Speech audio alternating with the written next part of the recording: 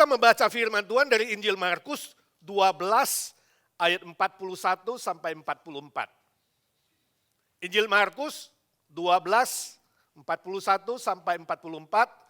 Demikian firman Tuhan, kita buka suara, menikmati firman Tuhan, membaca dengan baik, dengan jelas. Demikian firman Tuhan. Pada suatu kali, sama-sama, pada suatu kali, Yesus duduk menghadapi peti persembahan dan memperhatikan bagaimana orang banyak memasukkan uang ke dalam peti itu. Banyak orang kaya memberi jumlah yang besar. 42, lalu datanglah seorang janda yang miskin dan ia memasukkan 2 peser, yaitu 1 duit. Maka dipanggilnya murid-muridnya dan berkata kepada mereka, aku berkata kepadamu, sesungguhnya janda miskin ini memberi lebih banyak daripada semua orang yang memasukkan uang ke dalam peti persembahan. Sebab mereka semua memberi dari kelimpahannya, tetapi janda ini memberi dari kekurangannya semua yang ada padanya, yaitu seluruh nafkahnya. Suatu kali ada cerita yang sungguh terjadi di dalam berita radio yang dipancarkan di Texas beberapa waktu yang lalu. Ya, seorang penyiar radio menceritakan cerita yang sungguh terjadi di Texas. Pada masa Thanksgiving, ada sebuah perusahaan yang bernama The Butterball Turkey Company. Saya tahu butterball, butter yang kayak bola-bola itu loh. Ya.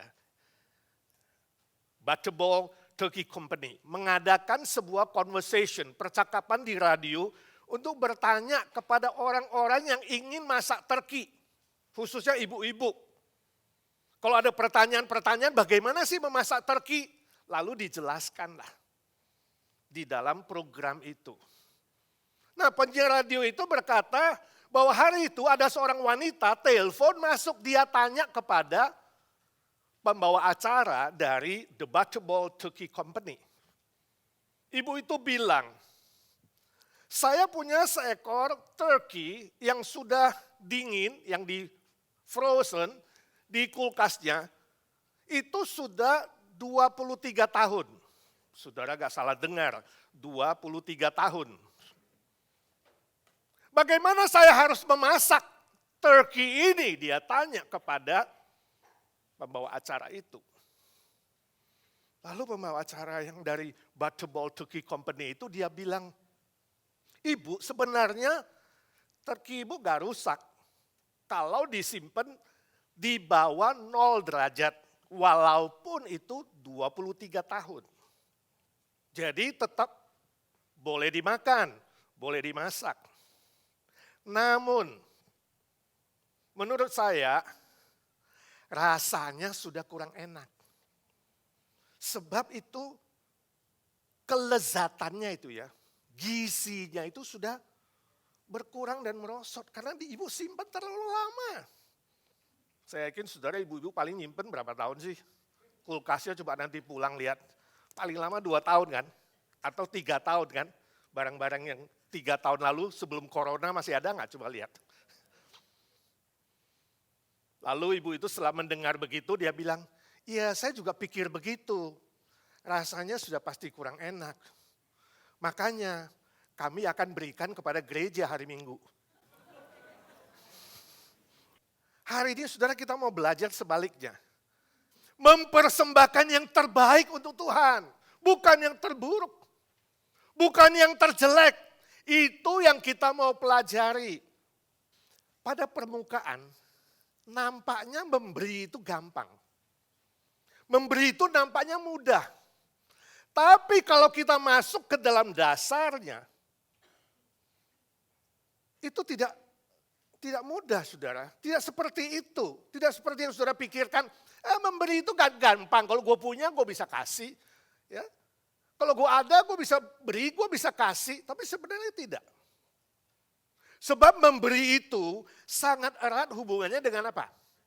Hati, motivasi yang di dalam itu loh. Kenapa kamu memberi? Motivasinya apa? Sudah bilang, Pak, motivasi kan nggak kelihatan Pak di dalam. Bagaimana kita tahu? Manusia nggak tahu. Tapi Tuhan tahu. Tuhan tahu, Tuhan melihat, Dia Maha tahu. Dia memperhatikan sampai ke dalam hatimu yang paling dalam. Dan Tuhan memperhitungkan motivasi dalam hatimu ketika saudara memberi atau mempersembahkan.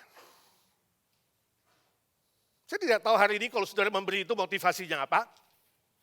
Ada orang yang memberi dari kelebihannya. Ya. Takut rusak. Makanan sisa, aduh lebih nih. Ya. Kasih ke orang, kasih ke tetangga. Terki yang gak sempat dimasak, kasih orang, kasih teman. Ya kan? Lebih, takut rusak. Seperti contoh ibu tadi. Ada orang memberi, karena sudah tidak perlu lagi. Ya, sudah mau dibuang. Jadi gimana dong? Telepon Salvation Army. Mau terima enggak? Atau bawa ke sana, di drop ke Salvation Army. Di rumah anjing saudara, kucing saudara melahirkan 10 ekor. Ada yang 15 ekor, kebanyakan, ya kan? Gimana dong? Bagi-bagi. Jadi kelebihan. Ada orang memberi dengan motivasi mengikat. Contoh, saya pernah tanya ini, kalau kamu mertua, udah jadi mertua, kamu pergi Bali. Ya, Bali itu banyak lukisan bagus-bagus, tempatnya Pak Agung. Sudah beli lukisan bagus, harganya 35 juta rupiah. Lalu saudara bawa pulang, ya kan? Kasihkan kepada anakmu yang sudah menikah. Dan saudara pesan, anakku, ini mama beli lukisan 35 juta loh. Jangan lupa ya, ini digantung di ruang tamu. Supaya semua orang datang bisa lihat, menikmati. 1 bulan kemudian kamu kunjungi rumah anakmu. Dan kamu lihat di ruang tamu, gak ada lukisan kamu.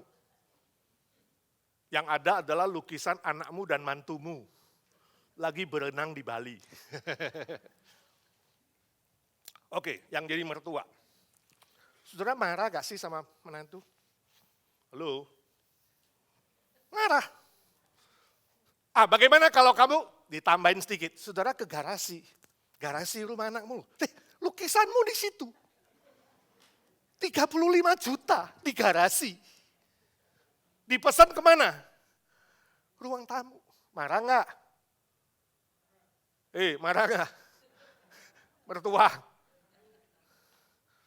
Kenapa marah? Motivasimu mau mengikat, tahu nggak? Motivasimu nggak murni 100% memberi. Kalau memberi jadi haknya siapa? Apalagi kalau kamu tanya anakmu, nak, lukisan mami di mana? Kenapa taruh di garasi? Lalu anakmu bilang, mami, si Noni gak suka. Celaka. Lebih marah gak? Lebih marah gak? Halo? Kalau saudara kasih seseorang, harus gak orang itu suka? Harus suka gak? Saudara kalau kasih saya topi kuning tinggi sama boot, lalu kalau saya gak pakai, marah gak? Pak ini kok gak suka sih ya? Kok gak dipakai ke gereja ya? Gila lu ya.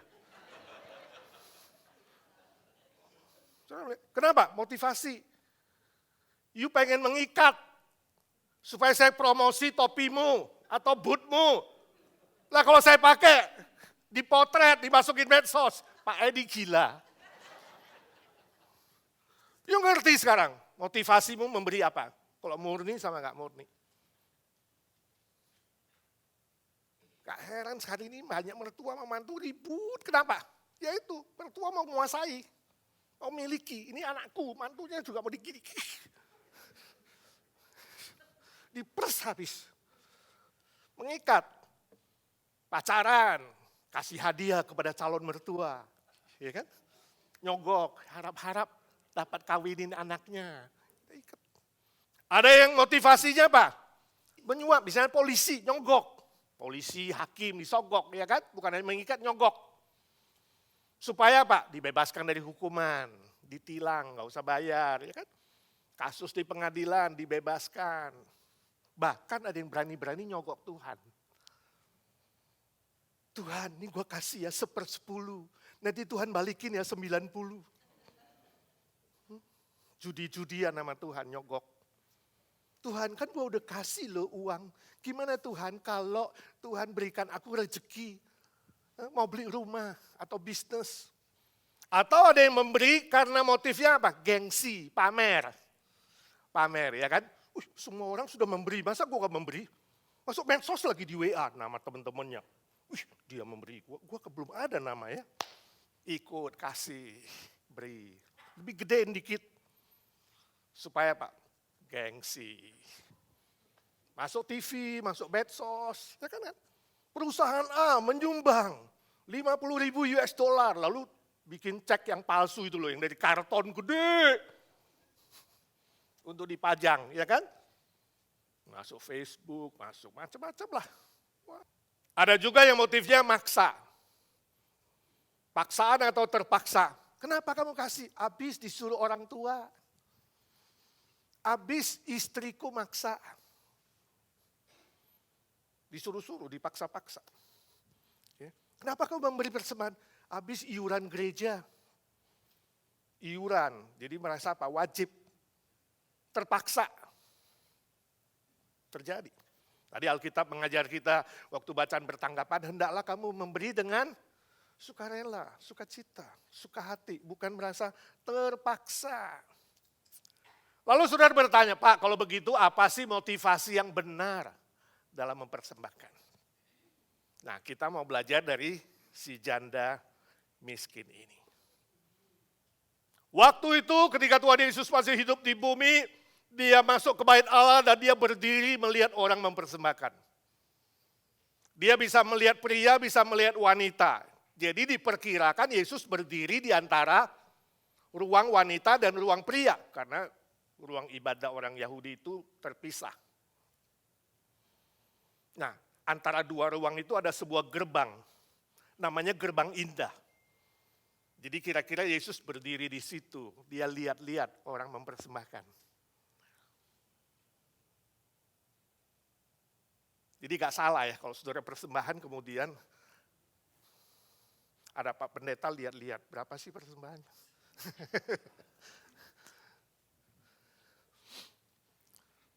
Yesus mau tahu, dia lihat. Dia mau mengajar, dia berdiri di situ.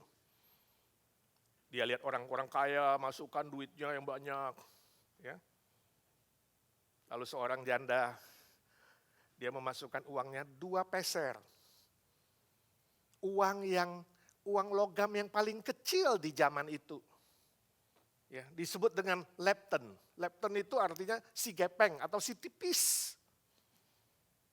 Kalau di Amerika apa? Penny. Paling kecil. Taruh di situ. Lalu Tuhan Yesus memuji dia. Panggil murid-muridnya, inilah persembahan yang terbaik.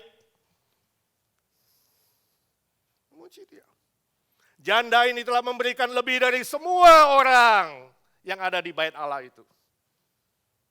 Saudara kalau dipuji Tuhan Yesus hebat gak? Selama hidup di bumi ini Yesus tidak banyak memuji orang. Kalau dihitung-hitung lebih banyak menegur kesalahan. Kalau bisa dipuji oleh Tuhan Yesus hebat gak? Itu luar biasa. Kalau saudara cuma dipuji teman, dipuji sama orang-orang, jangan terlalu bangga dulu ya. Tapi kalau dipuji sama Tuhan, itu luar biasa. Dan si janda ini adalah salah satu yang persembahannya dipuji oleh Tuhan Yesus. Dan ceritanya ditulis dalam Alkitab menjadi sejarah sepanjang masa sampai kepada kita hari ini. Hebat ya.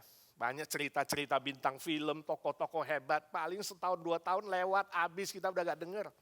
Tapi si janda miskin ini, sampai hari ini masih tercatat. Ada 2 pelajaran yang kita mau belajar dari dia. Ada 2 motivasi yang kita mau belajar dari dia. Yang pertama adalah dia mempersembahkan dengan motivasi kasih. Ayat 43 dicatat. Dia memberi lebih banyak dari semua orang. Wah, padahal orang kaya kasih yang banyak. Tapi dia bilang, Alkitab bilang dia memberikan paling banyak. Kenapa? Secara prosentase memang lebih banyak, betul nggak? Karena dia memberikan seluruh nafkahnya. Itu berarti berapa persen? 100%. Itu harta uang dia hari itu. Jadi 100% itu adalah sebuah simbol dari apa?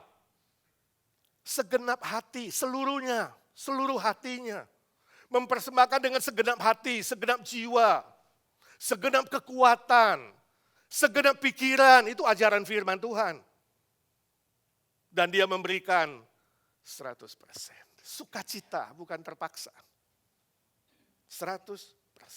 Sepenuh hati, bukan setengah hati. Bukan ragu-ragu, bukan khawatir, bukan takut-takut, bukan. Tapi segenap hati. Gak ada unsur kewajiban, unsur dipaksa atau terpaksa, tidak. Tapi kasih yang sejati dengan ucapan syukur kepada Tuhan. Sebab dia mengalami, dia lebih dulu dikasihi Tuhan. Dia harus menyatakan syukurnya dengan mengasihi Tuhan juga. Dengan sepenuh hati. Dia yakin walaupun bagi manusia kecil 2 peser, tapi itu akan berguna untuk kerajaan Tuhan. Itu akan berguna untuk orang lain. Dia persembahkan dengan cinta, dengan kasih. Teman saya kirimkan cerita, dia bilang, suatu kali dia ajak temannya ke gereja, pertama kali ke gereja, temannya itu. Dan hari itu dengar khotbah, dengar nyanyi, pas persembahan temannya agak kaget, bapak itu. Ya, karena nggak tahu kalau ke gereja itu harus kasih uang persembahan. Dan yang ngambil uang persembahan itu pakai piring, saudara. Kalau pakai piring berarti apa? Kelihatan, mau kasih berapa. Jadi dia buru-buru deh, ambil dari dompetnya, dia tarik $1. Lalu piring datang ke depannya, dia lecek-lecek dikit, taruh. Sungkan kalau kelihatan $1. Tapi yang duduk di belakang dia lihat. Lalu yang duduk di belakang dia, orang baru ini, dia kasihkan dia $200 cash. Wah, dia kaget juga, pertama kali ke gereja ada yang kasih dia uang cash 200 untuk persembahan. Tadi lecek-lecek, sekarang diangkat sedikit. Dia lihat dulu, baru taruh lagi di piring. Orangnya belum pergi. Oh, murah hati banget. Lalu dia toleh ke belakang setelah itu.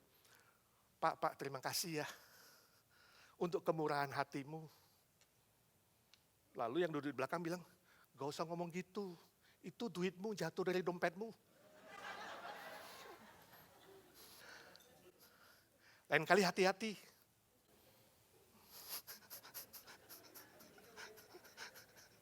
Orang yang mencintai pasti memberi. Kalau memberi belum tentu cinta, banyak motif tadi macam-macam ya kan. Tapi kalau saudara cinta pasti memberi. Dan memberi yang terbaik. Ingat gak dulu kamu pacaran? Kalau cinta. Memberi gak? Memberi. Rela berkorban gak? Rela. Nyetir 20 mile, 30 mile, go ahead. Yang penting ketemu. Kalau beli kado cari yang terbaik. Orang Jawa bilang, tresno jalaran soko kulino. Tahu gak? Cinta itu muncul, saudara cinta. Kalau sering-sering ketemu. Nah kalau sudah sering ketemu Tuhan, encounter dengan Tuhan, waktu sudah beribadah, waktu saudara memuji Tuhan, waktu saudara membaca firman-Nya, waktu saudara memikirkan karya Tuhan, saudara encounter dengan Tuhan. Bertemu dengan Tuhan. Bukan saja di gereja, tapi juga di dalam kehidupan saudara. Kalau sering ketemu Tuhan, cinta gak? Cinta, ya, karena cinta itu muncul kalau sering ketemu. kata orang Jawa. Saya pikir-pikir kok dekat dengan Chinese ya. Kalau Chinese itu ketemu dia, bilang cinta. Apa? Cinta, cinta, cinta. Dekat gak? Cinta, cinta, cinta, cinta. Jadi cinta, cinta, cinta sih. Jadi itu yang saudara perlu kembangkan. Untuk bisa mempersembahkan yang terbaik. Saudara harus sering-sering ketemu Tuhan. Muncul cinta yang mengasihi. Yang kedua, mempersembahkan dengan motif tanpa syarat. Ayat 44, si janda miskin itu memberi dari kekurangannya. Orang-orang kaya memberikan dari kelebihannya. Sudah melihat? Itu yang saya sebut motifnya tanpa syarat. Kenapa tanpa syarat? Karena persembahannya adalah walaupun kekurangan. Ya. Walaupun titik-titik, walaupun miskin, walaupun panen tidak berlebihan, walaupun bunga tidak berkembang, walaupun ternakku berkurang, walaupun bisnis macet, walaupun, aku tetap mempersembahkan kepada Tuhan. Sih, itu tanpa syarat. Kalau saudara mempersembahkannya pakai jikalau, kalau gajiku naik 2 kali lipat, jikalau aku sudah dapat rumah baru, jikalau dapat istri baru, jikalau titik-titik dan titik-titik baru aku memberi. Pernah gak saudara ngomong sama Tuhan? Begitu, Tuhan jikalau nanti aku sehat, aku akan mempersembahkan ini dan ini. Ya. Jikalau nanti cucuku sudah besar, aku akan persembahkan ini dan ini. Jikalau aku udah lulus, itu adalah sesuatu yang bersyarat. Berbeda dengan janda ini. Ya. Tanpa syarat. Tanpa hitung-hitungan, tanpa kekhawatiran, ketakutan, tapi ada iman di situ. Walaupun saya kasih, dia belum tahu loh sore makan apa. Dia gak mikirin itu. Walaupun aku tahu nanti Tuhan pelihara. Iman. Bukan ragu, bukan takut, bukan setengah hati, bukan terpaksa. Tapi tanpa syarat. Gak minta-minta juga kepada Tuhan. Tuhan gue udah kasih loh di si gepeng ini 2. Nanti Tuhan kasih dong saya ntar malam. Ya minimal. Ada teman dari IGNC ngantar makanan. Bukan, gak ada begitu. Gak ada negosiasi dengan Tuhan. Suatu hari dalam penerbangan internasional pesawat, ketika baru naik itu malam, ya, jadi penerbangannya malam, saudara. Mungkin katakanlah LA Indonesia berapa jam tuh? 18 jam plus transit segala bisa 24 jam, bisa 30 jam. Nah malam itu penerbangan itu penumpangnya ada 100 orang di pesawat internasional itu. Pramugari ya, itu agak tegang. Waktu pesawat sudah di atas dan mau membagi makan malam, mereka baru sadar, hitung makan malam itu cuma 40. Bayangkan penumpang 100, makanan cuma ada 40. Kalau kamu pramugari, nervous kan, tegang kan, ini bisa diomelin. Lalu apa yang dilakukan? Ketua dari pramugari itu kemudian mengumumkan, saudara-saudara kami mohon maaf, baru ketahuan ternyata makanan malam kita cuma ada 40, padahal kita ada orang 100. Siapa yang rela mempersembahkan makan malamnya untuk orang-orang lain yang lapar pengen makan? Ya semua pengen makan, betul gak? Saudara kalau di pesawat itu, saudara marah pengen makan atau saudara persembahkan makananmu? Sulit ya Pak. Soalnya gue dari tadi sudah gak makan. Aku gak mau munafik ya, aku juga perlu makan. Betul gak? Betul gak? Atau saudara, pahlawan, gue persembahkan makananku. Saudara termasuk yang mau mempersembahkan gak? Hah? Ini gak mudah loh. Kalau saudara kepala dari pramugari, apa keputusanmu? Lalu pramugari itu tunggu. Gak ada yang mau persembahkan makan malam, enak aja gua gak kenal lu dari mana ya kan? Apalagi perjalananku jauh ini dari LA pulang ke Indonesia. Pertama kali lagi naik pesawat. Pengen coba makan malam di pesawat ya kan? Setelah setengah jam gak ada yang persembahkan, pramugari umumin lagi. Saudara-saudara, ternyata gak ada yang sukarela mau kasih makan malamnya. Jadi kami putuskan, siapa yang sungguh-sungguh rela mau kasih makan malamnya, skip 1 kali, tapi sepanjang perjalanan dia boleh minum gratis. Minum-minuman alkohol kan lebih mahal kan? Gratis. Pesan minum sepanjang perjalanan. Lalu mulai dijalanin dibagi, tanyain. Udah selesai semua, diumumin lagi.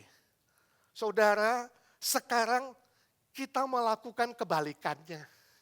Karena ada sisa 29 makanan. Jadi siapa yang mau batalin tadi kita kasih makan. Jadi ternyata dari 100 penumpang itu ada 71% memilih minum-minum alkohol yang mahal dan rela skip 1 kali dinner. Saudara termasuk yang mana? Yang mau makan atau mau yang minum-minum free?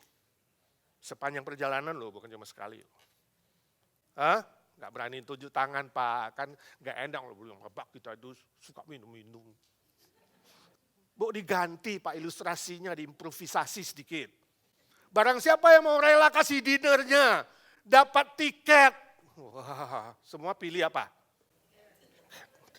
Atau $100, pilih apa? $100 sih. Kebanyakan manusia mau kasih dengan syarat. Apa motivasi saudara hari ini? Sama Tuhan ketika you mempersembahkan kepada Tuhan. Motifmu apa? Tuhan gue udah kasih nih. Tuhan kasih apa dong? Kita mau mengajukan syarat. Mari saudaraku mulai hari ini. Kita belajar mempersembahkan tanpa syarat. Belajar mempersembahkan dengan mengasihi sungguh-sungguh kepada Tuhan. Sebab apa? Tuhan Yesus lebih dulu mengasihi kita tanpa syarat. Tanpa syarat, kalau mau syarat Tuhan Yesus gak turun ke bumi ini. Kita gak pantas diselamatkan. Saudara dan saya pantas dihukum mati selama-lamanya. Gak ada syarat, dia rela inkarnasi. Dia rela mati di atas kayu salib. Menanggung dosamu dan dosaku.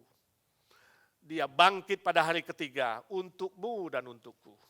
Amin? Amin? Sungguh sudah mengalami ini?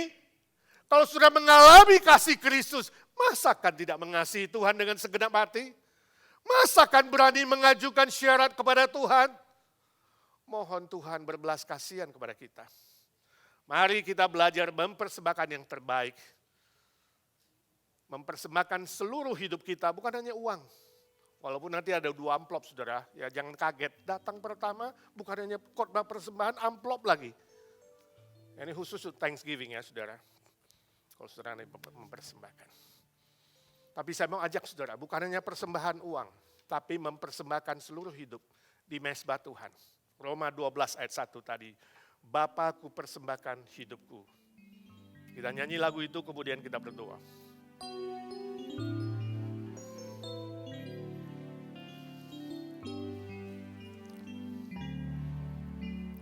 Bapa, persembahkan hidupku sebagai persembahan persembahan yang hidup, kudus, dan yang berkenan padamu sebagai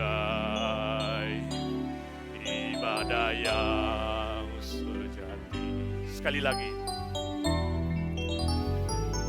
Bapa, ku persembahkan hidupku sebagai persembahan yang hidup, kudus, dan yang berkenan padamu sebagai ibadah yang sejati. Ku sembahkan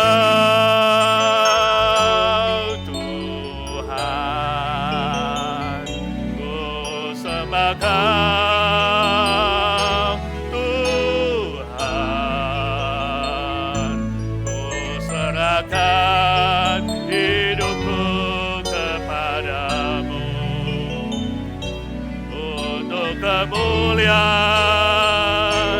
nama-Mu. Mari bangkit berdiri. Ku sembahkan Tuhan, ku sembahkan Tuhan, ku serahkan hidupku kepadamu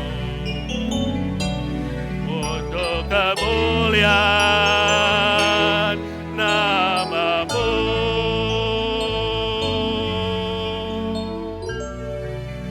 Iya Tuhan Yesus, biarlah kami bukan hanya menyanyi dari mulut kami, tapi kami sungguh-sungguh mempraktekkan apa yang kami nyanyikan.